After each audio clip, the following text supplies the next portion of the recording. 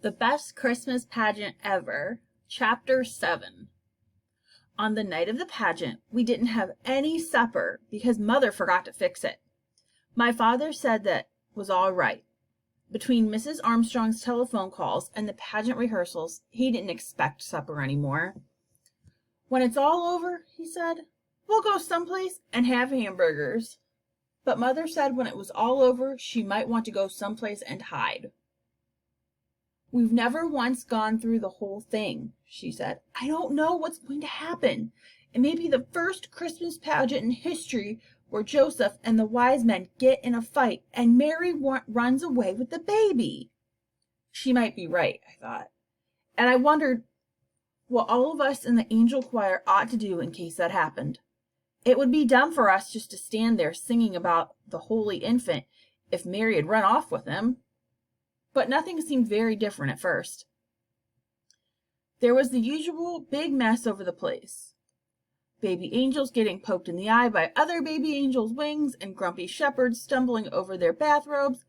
The spotlight swooped back and forth and up and down till it made you sick at your stomach to look at it. And as usual, whoever was playing the piano pitched Away in a Manger so high we could hardly hear it, let alone sing it. My father says, Away in a Manger always starts out sounding like a closet full of mice. But everything settled down, and at 7:30 the pageant began.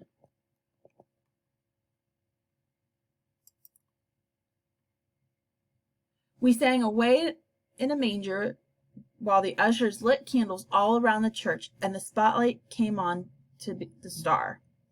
So you really had to know the words to Away in a Manger because you couldn't see anything, not even Alice Wendelkin's Vaseline eyelids.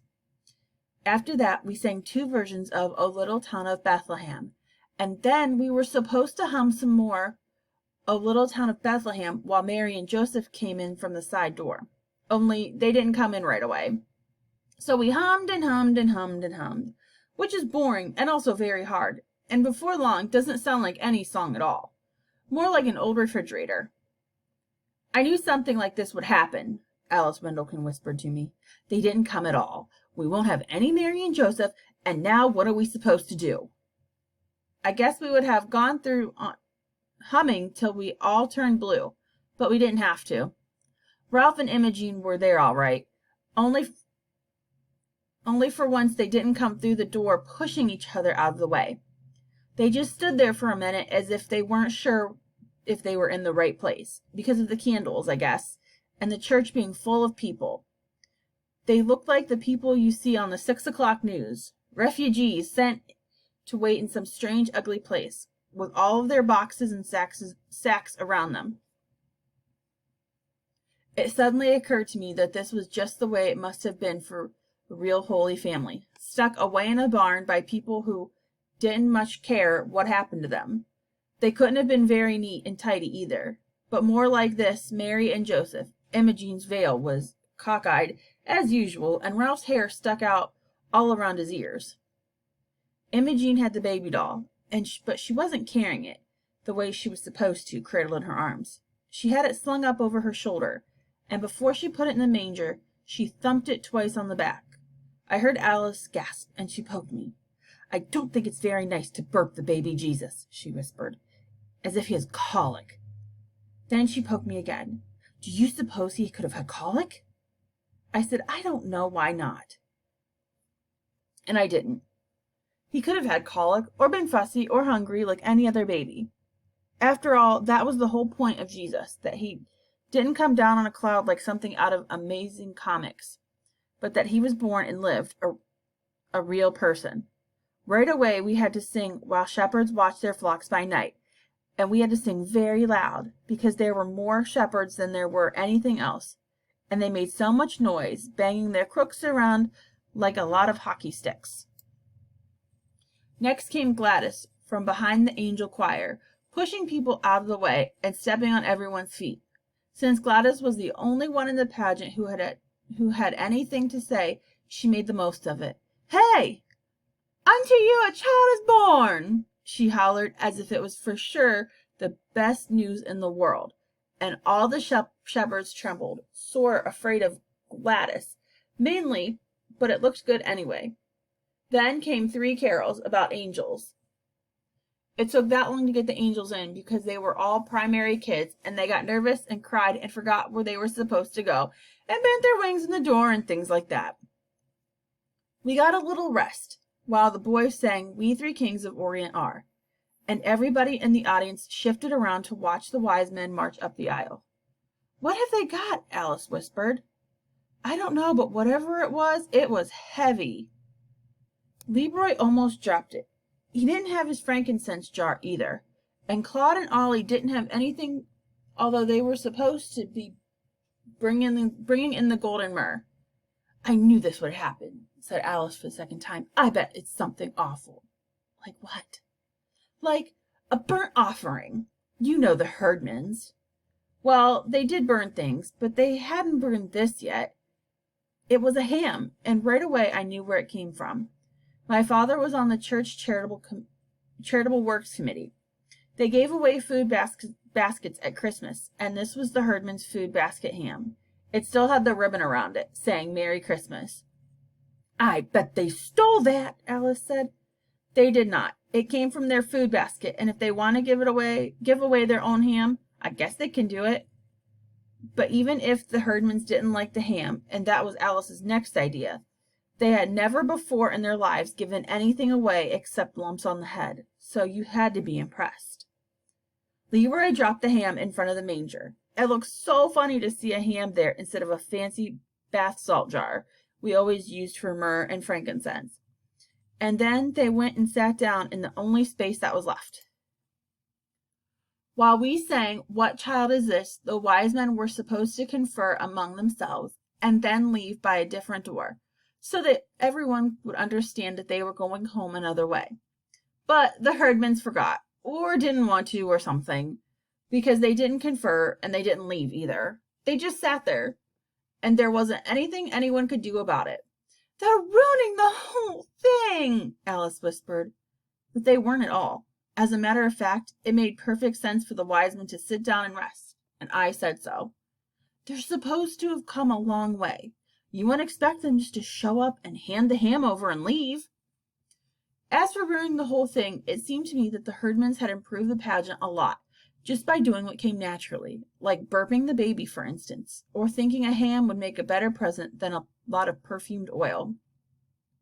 Usually, by the time we go to Silent Night, which was always the last carol, I was fed up with the whole thing and couldn't wait for it to be over. But I didn't feel that way this time. I almost wished for the pageant to go on, with the Herdmans in charge, to see what else they would do that was different. Maybe the wise men would tell Mary about their problem with Herod, and she would tell them to go back and lie their heads off. Or Joseph might go with them and get rid of Herod once and for all. Or Joseph and Mary might ask the wise men to go to take Christ the child with them, figuring out that no one would think to look there. I was so busy planning new ways to save the baby Jesus that I missed the beginning of Silent Night. But it was all right, because everyone sang Silent Night, including the audience. We sang all the verses, too. And when we got to Son of God, Love's Pure Light, I happened to look at Imogene, and I almost dropped my hymn book on a baby angel. Everyone had been waiting all this time for the Herdmans to do something absolutely unexpected. And sure enough, that was what happened. Imogene Herdman was crying. In the candlelight, her face was all shiny with tears, and she didn't even bother to wipe them away. She just sat there, awful old Imogene, in her crookedy veil, and crying and crying and crying and crying. Well, it was the best Christmas pageant ever we had. Everybody said so. Nobody seemed to know why. When it was over, people stood around the lobby of the church talking about what was different this year. There was something special, everyone said. They couldn't put their finger on what. Mrs. Wendelkin said, Well, Mary, the mother of Jesus, had a black eye. That was something special. But only what you might expect, she added. She meant that it was the most natural thing in the world for the Herdmans to have a black eye. But actually, no one hit Imogene, and she didn't hit anyone else. Her eye really wasn't black either. It was just all puffy and swollen. She had walked into the corner of the choir robe cabinet, kind of in a daze, as if she had just caught on to the idea of God and wonder of Christmas. And this was the funny thing about it. For years, I thought about the wonder of Christmas and the mystery of Jesus' birth and never really understood it. But now, because of the Herdmans, it didn't seem so mysterious after all. When Imogene had asked me what the pageant was about, I told her it was about Jesus. But that was part of it. It was about a new baby and his mother and father who were in a lot of trouble. No money, no place to go, no doctor, nobody they knew. And then arriving from the East, like my uncle from New Jersey, some rich friends. But Imogene, I guess, didn't see it that way.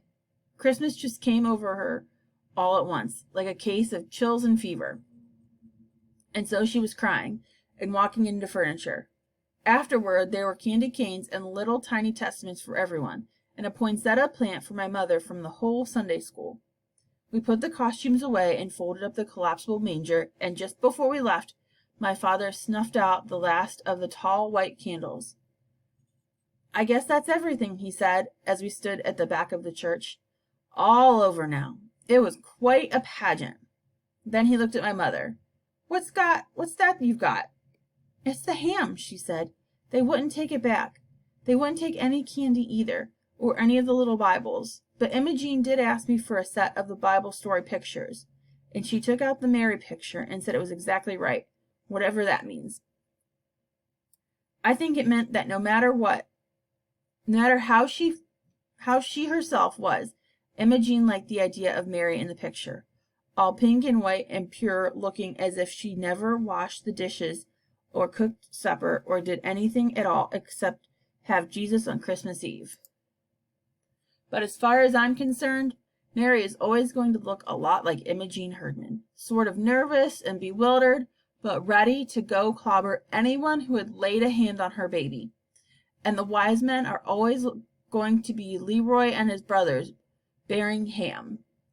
When we came out of the church that night, it was cold and clear, with crunchy snow underfoot and bright stars overhead, and I thought about the angel of the Lord, Gladys with her skinny legs and her dirty sneakers sticking out from under her robe, yelling at all of us, everywhere, "Hey! Unto you a child is born!" The end.